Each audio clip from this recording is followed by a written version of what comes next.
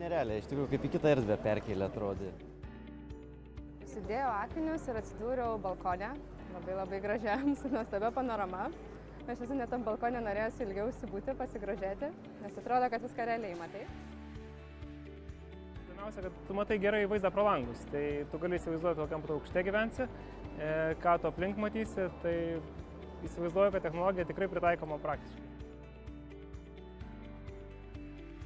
Tikėjau, kad tai bus, nes kai tu ten užsidedi tos akinius, tai viskas labai realistiškai atrodo. Tu visą aukštį jauti, jį lipti laiptais, jeigu atsiduri kitam kambarį prie sienos, tau visiškai nesuvokia smegenis, kad tu ten nesi. Tai žiauriai fainai, tikrai labai atrodo gerai.